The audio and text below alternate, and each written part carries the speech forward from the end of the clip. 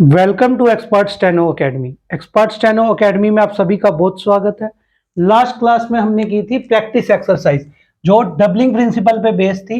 इसमें मैंने आपको एक एक फ्रेज के बारे में बताया था, हमने एक एक लाइन के बारे में बात की थी। आज इस क्लास में हम इस प्रैक्टिस एक्सरसाइज की डिक्टेशन लिखेंगे।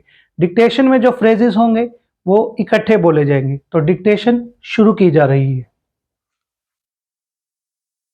Chambers of commerce are to be found in the chief centers of the country.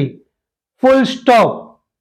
They take in hand the collection of information for both importers and exporters, and they gather in their files wonderful facts and figures dealing with matters of importance to their members.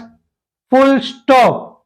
There are usually different sections under different chairmen for different trades, such as the leather trade, and these sections naturally endeavor to centralize their efforts on the particular business in which their members are engaged. Full stop. The chambers keep a watchful eye upon legislators so as to enter an early protest against any legislators likely to hinder international trade. Full stop. One chamber took this rather unusual course of acting as trustees for debenture holders of property in a foreign country. Full stop. The present writer is not aware of another instance of this wonderful, useful service by a chamber of commerce. Full stop. Chambers of commerce are also an important part of the trade organization. They are the reflectors of important trade activities. Full stop. Prime Minister welcomed the Honorable Finance Minister of Britain, who was on 2 days visit of India for important issues. Full stop.